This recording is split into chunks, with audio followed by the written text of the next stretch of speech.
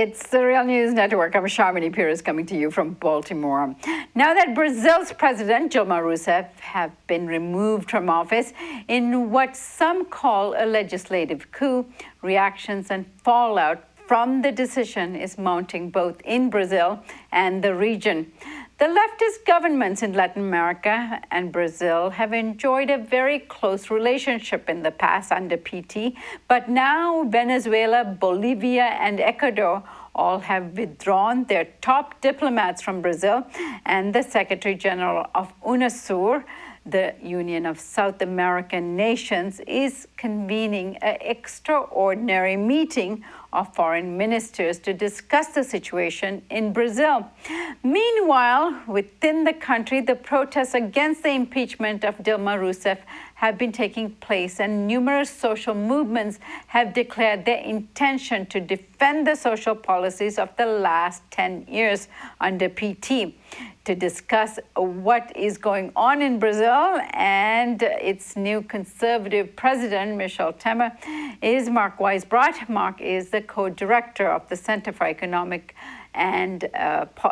Policy and Research, and he's the president of the Organization of Just Foreign Policy and the author of the book Failed: What the Experts Got Wrong About the Global Economy. Thanks so much for joining me again, Mark.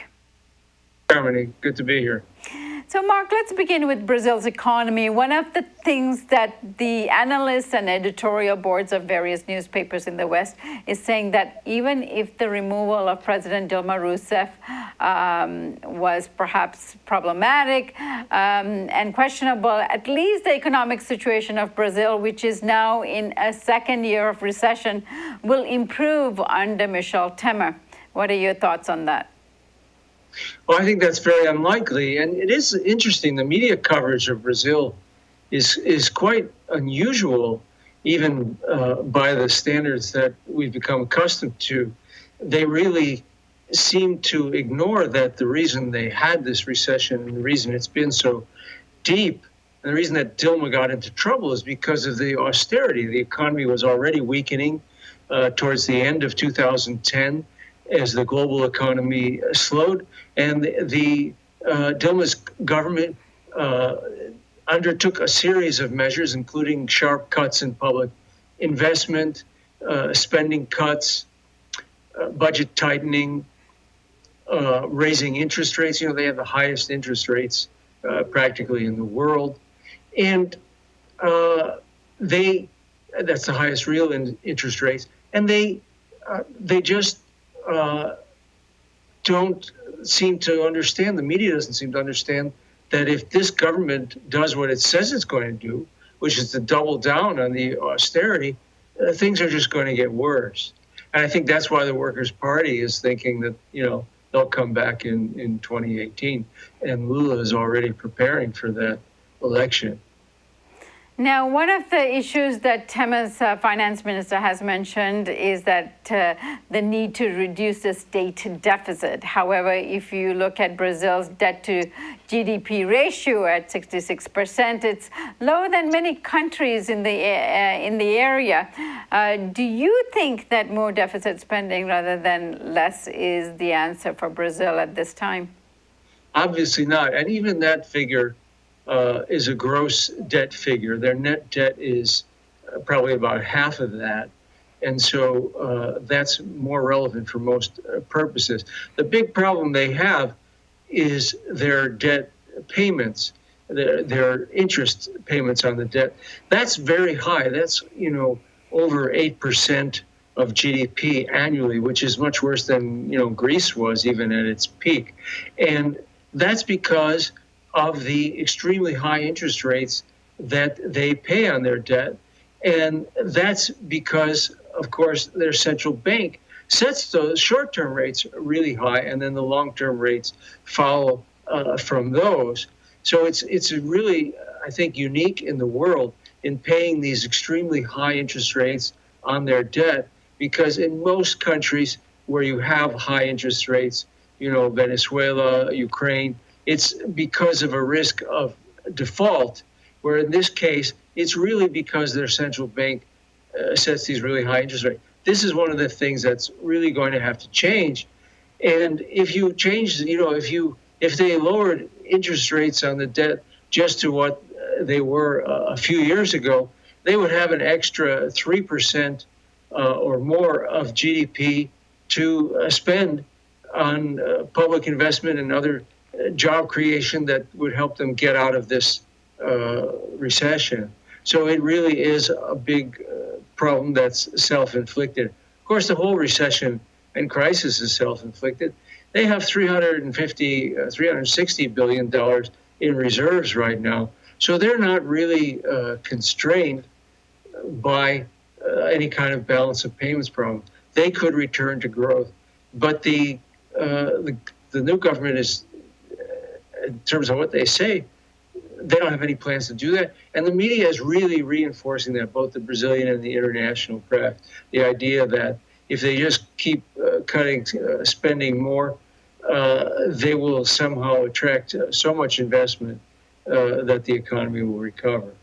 What is the reason for this kind of behavior on the part of the financial and international press? I mean, what interest do they have in what's going on with who's governing Brazil?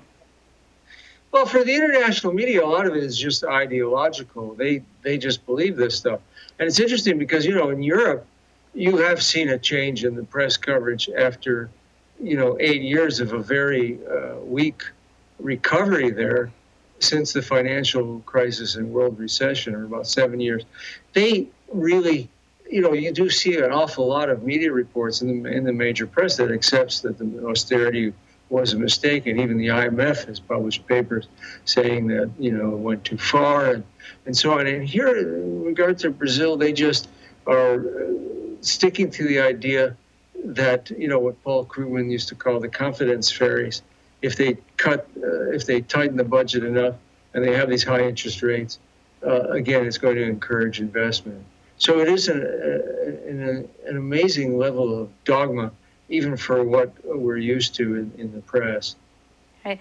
And let's just turn to the international political reaction to what happened to Dilma Rousseff. As I mentioned in the introduction, leftist governments of the region have withdrawn their ambassadors, and UNOSUR is proposing a meeting of foreign ministers. The Obama administration and the Organization of American States, the OAS, have remained quiet on all of this. What do you think the reaction or the lack thereof of the international community, and particularly the U.S.? Well, it's interesting because Almagro, the Secretary General of the OAS, when the impeachment first started, he wrote a very good letter saying that it was wrong, that this is a presidential system. You can't just throw out the president because their popularity has fallen or you don't like them, and that you have to stick to the election schedule unless there's really grounds for impeachment. And as we know, even the federal prosecutor who was assigned to this case said that Dilma didn't commit any crime. And the Senate basically said the same thing, even as they impeached her and threw her out of office. So, but then he was pretty quiet after that.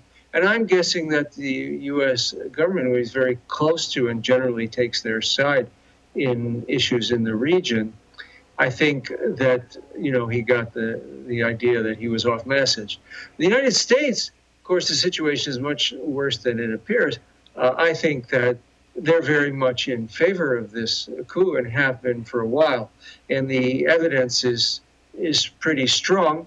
As you know, right after the lower house of Congress in Brazil voted to impeach Dilma, one of the leaders of the impeachment in the Senate, Aloysio Nunes, came to the United States and met with Tom Shannon, the number 3 official in the State Department, also former ambassador to Brazil. And he was obviously the person who's making the decisions for the U.S. on this impeachment. And he didn't have to meet with him, especially at that moment. That was a very strong signal of support for the impeachment. An even stronger one was on August 5th when Secretary of State John Kerry went to Brazil, and he met with the acting foreign minister, Jose Serra, and he held a joint press conference with him, and said, these nice words about this new chapter in U.S.-Brazilian relations, all the great things we're going to have. And that was, that was really a very strong endorsement to everybody who was watching.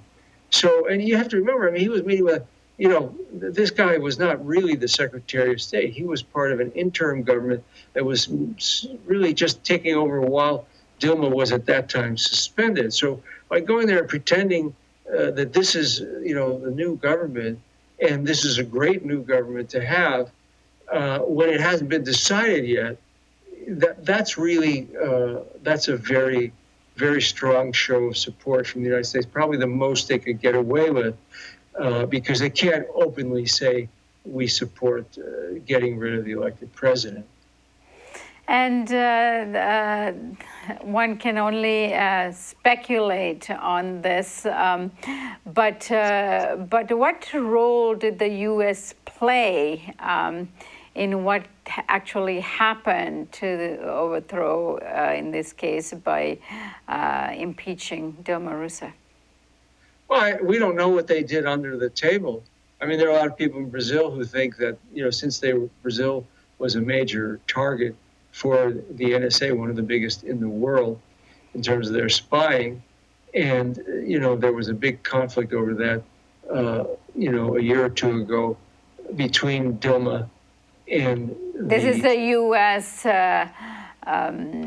Listening into the conversations of Dilma Rousseff. Yes, and much more. They spied on Petrobras, for example, the oil company. So a lot of people in Brazil think that they probably fed the opposition information and things that they could use, to go after the government. And that wouldn't surprise me. I mean, all we can say for sure is that, they were very much in support of the coup. And that's, of course, a big thing, because then, a lot of these people in the foreign ministry, in the Senate Foreign Relations Committee there, a lot of them are, more loyal to the U.S. than they are to their own country. And, you saw that even years ago when Lula's first ambassador to the United States, after he left, he went and denounced the government to a right-wing magazine there. And, there's all of these countries have this problem. We have a similar thing in the U.S. where we have kind of permanent government in our foreign policy establishment and the whole State Department and intelligence agencies and so on. So they have that there too. And so these people are close to the United States. The United States wanted to get rid of this government very much. And so you have to assume that there was collaboration, but we don't have any hard evidence of that. All right, Mark, so much more to dig into here. But I thank you so much for joining us and hope to have you back on this topic very soon. Okay, thank you, Charmaine. And thank you for joining us on the Real News Network.